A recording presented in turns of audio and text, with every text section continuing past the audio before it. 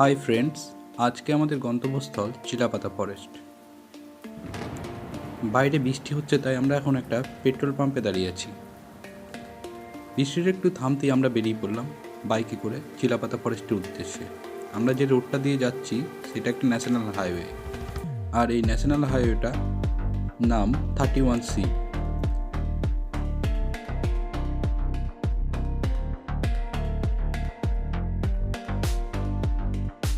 Wow, সামনে একটা হাতি যাচ্ছে মনে হচ্ছে। জঙ্গলে ঢোকার আগে যে আমরা হাতি দেখতে পাবো এটা আমরা ভাবতে পারিনি। তো এটা আমাদের সৌভাগ্য বলতে পারেন। এই যে সামনে যাচ্ছে, উপরে একটা মাও চেপে আছে, ও হাতিটাকে নিয়ে যাচ্ছে। যাই হোক, এই ওয়েদারটাকে আমি খুব এনজয় করছি। এই যে মাইল ফলকটা দেখছেন, এই মাইল ফলকে লেখা ছিল গ্যাংটক 351 কিলোমিটার, অর্থাৎ এই রোডটা দিয়ে গ্যাংটক যাওয়া যায়।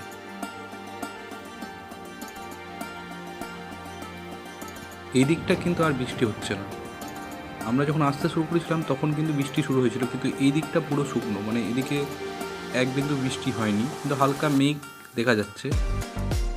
আলিপুরদুয়ারের ওয়েদারটা খুবই অদ্ভুত, কখনো রোদ কখনো বৃষ্টি। আমরা ব্যাপারটাকে খুব এনজয় করছি। আমরা যে বনটায় যেতে চলেছি অর্থাৎ চিলাপাতা বনাঞ্চল, এই যে বনাঞ্চলটায়, এইটা হচ্ছে, এর অবস্থানটা হচ্ছে যে জলদাপাড়া আর বক্সা জাতীয় উদ্যানের মধ্যবর্তী একটা স্থান। এখন আমরা ন্যাশনাল হাইওয়ে ছেড়ে বাঁ দিকের ওই রাস্তাটায় নেমে যাব। এখান থেকেই শুরু হচ্ছে চিলাপাতা ফরেস্টের একটা অংশ। এই দিকগুলোয় অত গভীর বন নেই, কারণ এইগুলো দেখে বোঝা যাচ্ছে যে ম্যাক্সিমাম গাছপালাগুলো সব কেটে নেওয়া হয়েছে। অর্থাৎ এখানে যে গভীর বন এখান থেকে কিন্তু শুরু হচ্ছে না। এখানে আমরা হালকা পাতলা জঙ্গলই দেখতে পাচ্ছি। আর এই যে মাটি, এটা একটা মাটির রাস্তা। এখানে গাড়ি চলাচলের ব্যবস্থা আছে, দেখি বোঝা যাচ্ছে যে এদিকে গাড়ি যাতায়াত করে।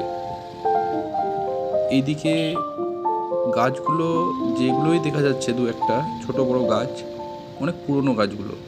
কারণ গাছগুলোতে মানে যেহেতু এটা একটা প্রচণ্ড বৃষ্টি হয়, তো গাছগুলো এমনিতেই মানে শ্যাওলাতে ভর্তি হয়ে গেছে।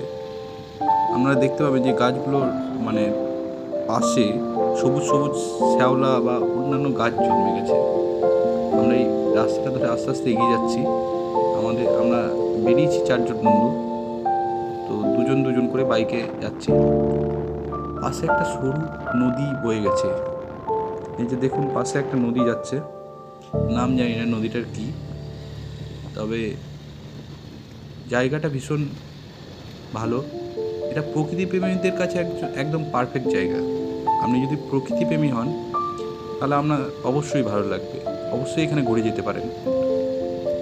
এই যে দেখুন, গাছগুলোর চারিদিকে শ্যাওলা জমে গেছে প্রচণ্ড বৃষ্টিপাত হওয়ার জন্য, এবং সেই কারণেই এখানে গভীর মানে আলিপুরদুয়ার জেলাতে বেশিরভাগ জায়গাটাই বনে ভর্তি। এবং যেমন চিলাপাতা ফরেস্ট আমরা যাচ্ছি, এখানে একটা ফরেস্ট আছে মধুবনী, তারপর বক্সা জাতীয় উদ্যান, জলদাপাড়া জাতীয় উদ্যান, এগুলো সব আছে। আমরা এইখানে এই নদীটাই মানে খুব সরু হয়ে বয়ে যাচ্ছে। এটা কিন্তু পশু পাখিদের মানে জল খেতে আসে এই নদীটাতে। তো এখন আমরা দেখতে পাইনি সেরকম কিছু, একমাত্র ওই হাতি দেখেছিলাম। যদিও এই চিলাপাতা ফরেস্টটা যেহেতু বক্সা এবং জলদাপাড়া জাতীয় উদ্যানের মাঝামাঝি জায়গায় অবস্থান, এবং এটা হাতি করিডোর নামেই পরিচিত। এখানে প্রচুর হাতির দল দেখা যায়।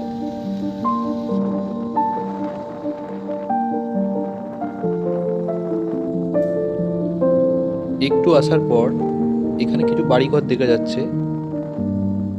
এটা একটা বস্তি এলাকা, এবং এখানকার বাড়িঘরগুলো খুব সুন্দর। উপরে টিনের ছাউনি, আর বেশিরভাগ যে দেওয়ালগুলো কাঠের। কিন্তু এখানে একটা লক্ষণীয় ব্যাপার হচ্ছে যে প্রত্যেকটা বাড়ির পাশে একটা বড় সুপারি বাগান। এবং এটা আমি লক্ষ্য করছি যে বেশিরভাগ বাড়িতেই এই যে বড় বড় সুপারি বাগান, একসঙ্গে অনেক সুপারি গাছ পরপর আছে। যতই যাচ্ছি ততই সুপারি গাছ দেখছি, কিন্তু বাড়িগুলো খুব সুন্দর এখানে। যে উপরের টিনের ছাউনি আর পাশে যে দেওয়ালগুলো ওইগুলো কাঠের। এই এলাকায় বেশিরভাগ রাভা উপজাতির মানুষেরা বসবাস করে। আর এরা সাধারণত এই জঙ্গল থেকে জ্বালানি সংগ্রহ করে জীবিকা নির্বাহ করে। এছাড়াও যে বড় বড় যে সুপারি বাগানগুলো দেখলেন, ওই সুপারি বাগানগুলো তাদের একটা ইনকামের বড় জায়গা। পাশে একটা ধানের জমি দেখা যাচ্ছে, এখানে অল্প বিস্তর চাষবাসও হয়, দেখেই বোঝা যাচ্ছে। আমরা প্রথমে একটা ছোট্ট জঙ্গলের মধ্যে থেকে বেরিয়ে এলাম, তারপর একটা লোকালয় পেলাম। এখন আমরা আবার একটা যে পাকার রাস্তা পেয়েছি। এবার কিন্তু জঙ্গল একটু গভীর হচ্ছে মনে হচ্ছে, দেখা যাক আমরা কি দেখি।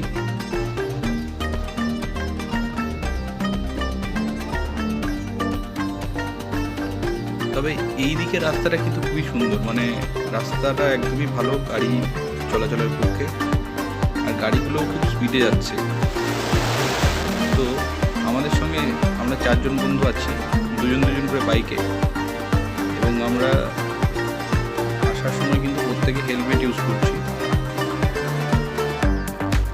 কারণ সেফ ড্রাইভ সেভ লাইফ। তো হেলমেট পরেই বাইক চালানো উচিত। এখন কিন্তু আমরা মেন চিলাপাতা জঙ্গলে প্রবেশ করে গেছি। এই দিকে জঙ্গল কিন্তু খুবই গভীর, চারিদিকে বড় বড় গাছ। এখানে নাকি আগে গন্ডার পাওয়া যেত, কিন্তু দেখা যেত, এখন সেই গন্ডার দেখা যায় না, কিন্তু চিতাবাঘের দেখা পেলে। তো আমাদের সেই সৌভাগ্য হবে কিনা জানি না।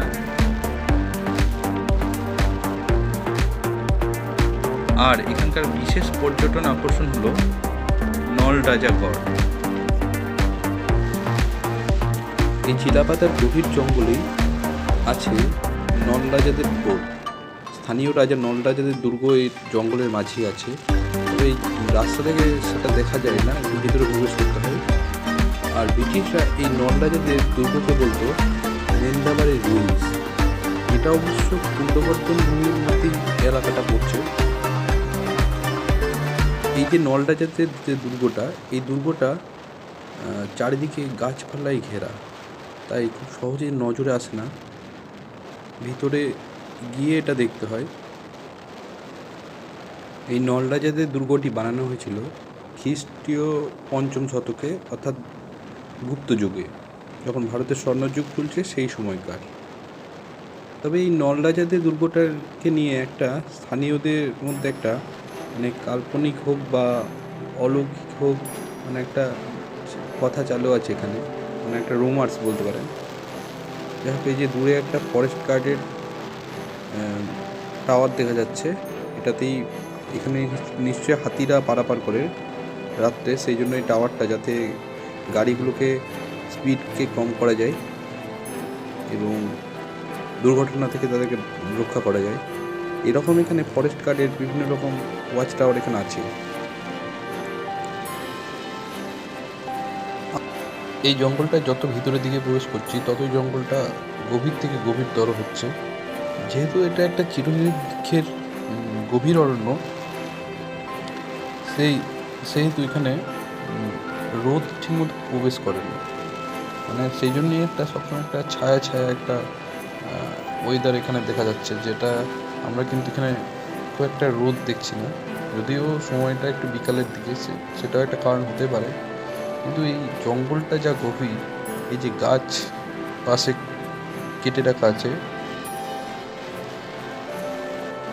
তবে হ্যাঁ, যেটা বলছিলাম, এখানে যে নলরাজাদের দুর্গটা নিয়ে যে প্রচলিত একটা ধারণা তৈরি হয়ে আছে, যে বলেন এখানে লোকের কাছেই শুনলাম যে এখানে কোনো এক সময় নাকি কোনো একজন এই দুর্গ থেকে একটা মানে কিছু একটা নিয়ে গিয়েছিল তার বাড়িতে, কিন্তু তারপরেই তাকে সেটা তার বাড়িতে একটা কিছু ঘটনা ঘটায়, যে মানে কিছু একটা আদেশ পায় সে, তো সে এই ইট কিন্তু আবার রেখে চলে আসে, মানে ইট নিয়ে গেছিল, তাই নাকি শুনেছি, মানে একটা নিদর্শন স্বরূপ যে নলরাজাদের দুর্গ ইট নিয়ে চলে গেছিলো, এবং তারপরে সেখানে সে কিছু একটা অলৌকিক ব্যাপার লক্ষ্য করে, এবং তার ফলে সে সেটা আবার রেখে যায়। এরকম একটা কাল্পনিক ব্যাপার এখানে লোকেদের ধারণা।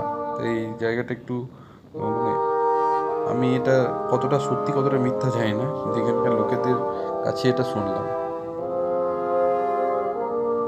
যেহেতু আমরা আমাদের ইতিহাসের সঙ্গে এটা জড়িয়ে আছে, তাই আমার মনে হয় প্রশাসনের এই দিকে একটু দৃষ্টি নিক্ষেপ করা দরকার এবং সেই ধ্বংসাবশেষকে সংরক্ষণ করা দরকার আছে, যাতে করে আমাদের ইতিহাস আমরা জানতে পারি, না ভুলে যাই।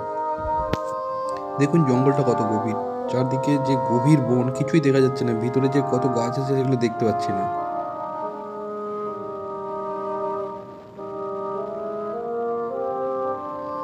প্রকৃতিপ্রেমী মানুষের পক্ষে এখানে একবার ঘুরে যাওয়া যেতেই পারে।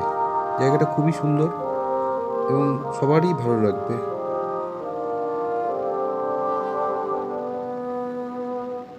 আমরা ডুয়ার্সের মধ্যে অনেক কিছুই দেখি, চা বাগান থেকে শুরু করে ইন্দো ভুটান বর্ডার, ভুটান এখান থেকে খুবই কাছে।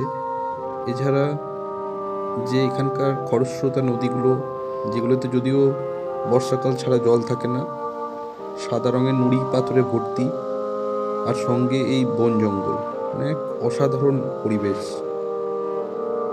তো এখানে ডুয়ার্সে সেই জন্যই পর্যটকদের এত ভিড় হয়।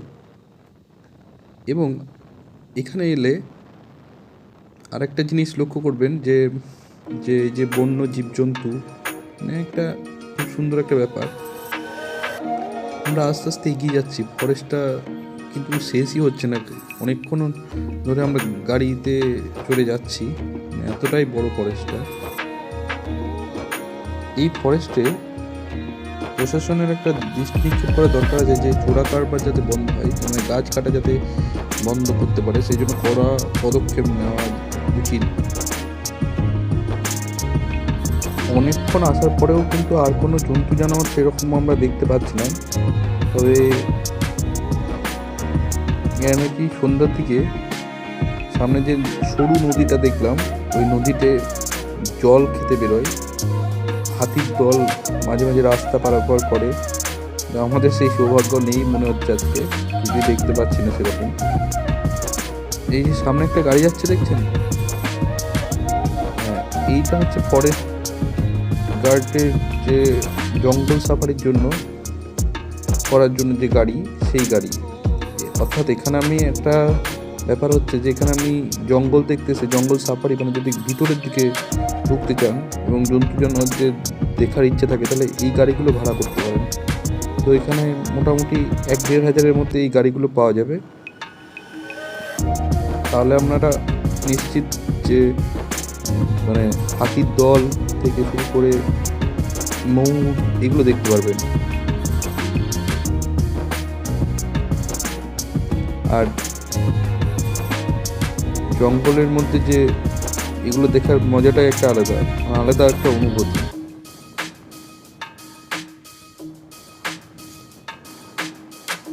জঙ্গল পাহাড় যাদের ভালো লাগে, তাদের ডুয়ার্সে একবার না একবার হলেও বেরিয়ে যাওয়া দরকার আছে। তবে আমাদের পশ্চিমবঙ্গ যে কতটা পর্যটন শিল্পে যে কতটা এগিয়ে আছে সেটা বুঝতে পারবেন। আমাদের পশ্চিমবাংলায় কিন্তু অনেক বেরাবার জায়গা আছে খুব কম খরচে। যারা বাইরে যেতে পারছে না তাদের জন্য আমাদের পশ্চিমবাংলার নর্থ বেঙ্গল কিন্তু খুব ভালো জায়গা। এখানকার পরিবেশও খুব ভালো এবং মানুষজনও খুবই ভালো।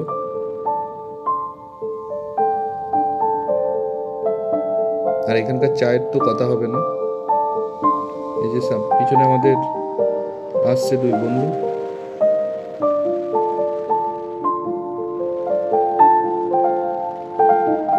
পর্যটকরা এখানে এসে, এখানে অনেক রিসর্ট আছে, এই বনের মধ্যেই অনেক রিসর্ট আছে, বনের প্রান্তের শেষে বা আগে এদিকে অনেক রিসর্ট পাওয়া যাচ্ছে। এই রিসর্টগুলোতে এসে থাকতে পারেন। এবং আমাদের যে বন উন্নয়ন পর্ষদ, পশ্চিমবঙ্গ বন উন্নয়ন পর্ষদেও একটা কোদালবস্তিতে একটা রিসর্ট আছে, যেখানে কম খরচে থাকা খাওয়ার সুবন্দোবস্ত আছে। তো সেইগুলোতে আপনারা থাকতেই পারেন।